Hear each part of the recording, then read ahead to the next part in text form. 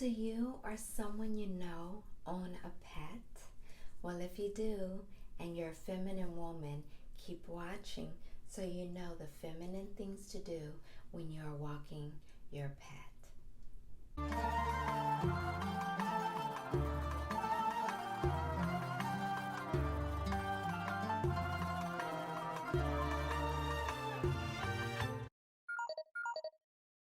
Hi, this is Olive, and I have a Maltipoo. And my Maltipoo is just adorable to me. Of course, all of our pets are. But I started thinking the other day about ways that I interact with my pet that most people don't do. And I have different people from time to time approach me about my difference, and I share with them. I'm not sure if I made any converts yet, but I share with them and they can understand and see my point of view. So I like to share that with you, as well as share with you something I now do that I haven't done before. And it was based on one other feminine woman that I saw doing this. So I've got 6 different things to share with you to do with your pet that is very feminine. And the first one I will share, I learned from someone else.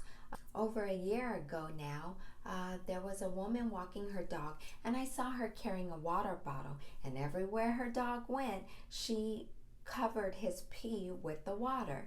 And I thought, I never thought of that before. That's interesting. And I wanted to adopt it. So I planned to get a water bottle myself and go ahead and start doing the same thing. It is a habit that you have to change. It didn't happen overnight for me. It was exactly 1 year later that I started doing it. I had to, first of all, being feminine, I had to find a cute feminine bottle that I could carry around with me, and then remember to bring it and fill it up with water. So all of that, yes, took a year. I know it was a long time, but sometimes things are a process and it takes longer than others. So for me, it took a year after I first saw her do it.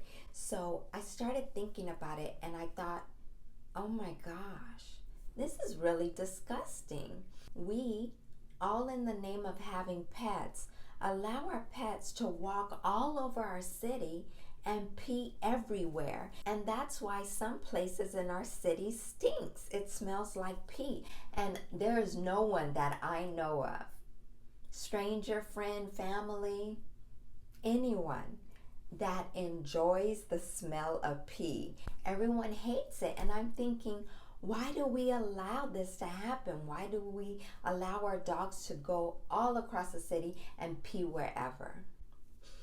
After I started bringing the water bottle with me and covering everything, it just showed me how careless I was before, how I didn't consider that I was letting my pet pee everywhere. Now, I've had a distinction of where my dog could pee. I've always had that. I mostly let him pee on trees and grass and other, like, I don't know what they're called, but they're like boxes in the middle of the street that have like something inside and it's locked. Okay, those areas. And any ridge that's created by cement about 3 inches or less, I let him pee on that. But I do not, and I've seen others, but I do not let him pee on fire hydrants. I do not let him pee on walls. I do not let him pee on other people's property. And by that I mean bicycles, scooters, cars, etc. And I've seen other people allow their dogs to just pee all over fire hydrants and bikes and scooters and stuff. Where I live, there are like these palm trees, and sometimes there are branches if there's a strong wind, which is rare. But if that happens, it'll fall. So I'll allow him, and he loves peeing on the branches and the husks and anything like that. So I allow that, but that other stuff I don't and have not allowed. But even more so now that I'm covering his pee with water, I'm diluting it.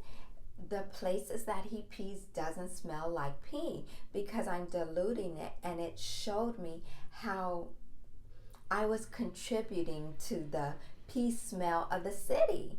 Every day people walk their dogs several times a day, and that's why when you walk sometimes you'll see pee stains somewhere. It's because no one took the time to clean it up. I don't want to be that person anymore, and that's why I started doing that. One thing I have to be careful of in doing that is that when he does it on a tree and it's clearly visible and I rinse it with water, sometimes there'll be like ants or other animals there, and I have to be careful not to wash them away, because I did that once and I'm like, oh Lord, I don't mean to like clean up my dog stuff and kill an insect. I look now so I can be extra careful in not changing someone's habitation just because I want to clean up my doggie's pee. Sometimes it's better to leave it on the tree so that the ants and other insects can live, but everything else I water down. And someone noticed it and said, hey, that's not a bad idea. And there are times where I see it's like really bad. I'll water somebody else's. I know that someone else's dog left a huge amount of pee on, like, we have these what is it called, these little ridges built on a garden next to us, and I'll see a dog has peed on the ridges, so I'll just pour water on it. I'll just clean it up because I want my environment to smell pee free and to be beautiful. So that's one thing I believe a feminine person can do in caring about the environment and caring about the scent of the atmosphere and being bougie. Another thing I do, which I get the most comments on, is picking up my dog when I cross the street.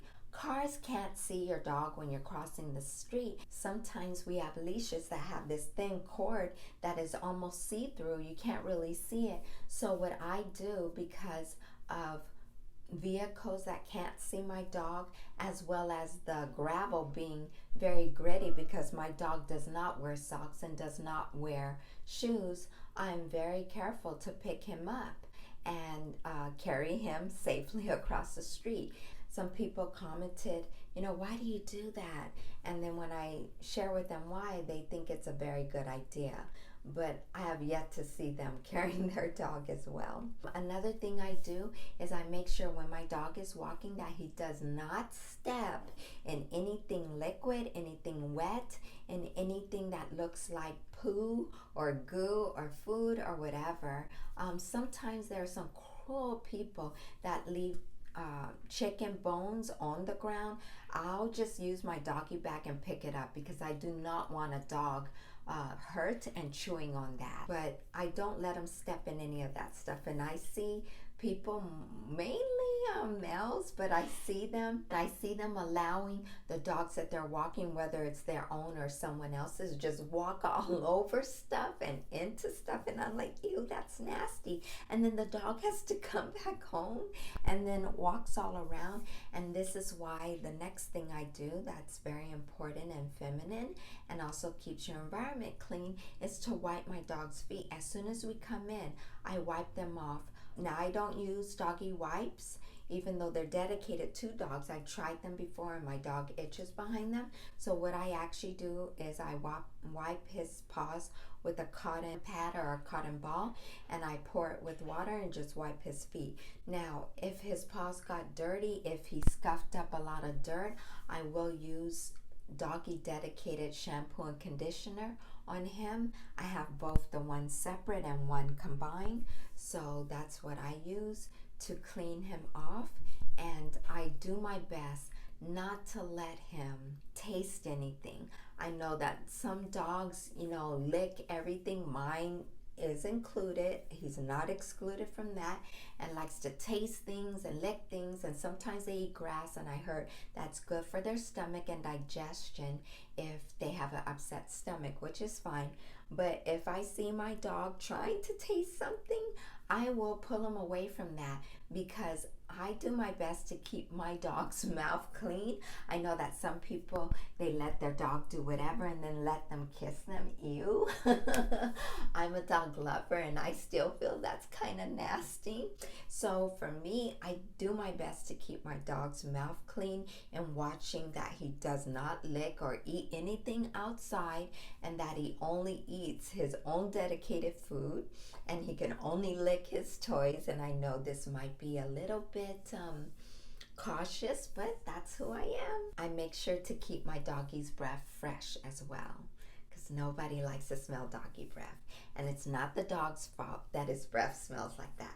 Sometimes it's the food that he eats. Sometimes he just needs a little breath freshener or teeth brush or something. But I think it's our responsibility as pet owners, and especially feminine women, to take care of the health of our pet and his, including his dental health. So there you have it, all the 6 or 7 things that I share that I do with my pet as a feminine woman. Not everyone does, and some people do maybe 1 or 2. Like when I met a woman the other day, she said the first thing she does when her dog comes home is wipe the feet. I'm like, oh, you exist? There's another one like me. It was just so astounding to meet her. So that was wonderful that she understood. So comment below if you have a pet, what kind, and if you do anything special, and will you incorporate some of these things into your pet care. Bye.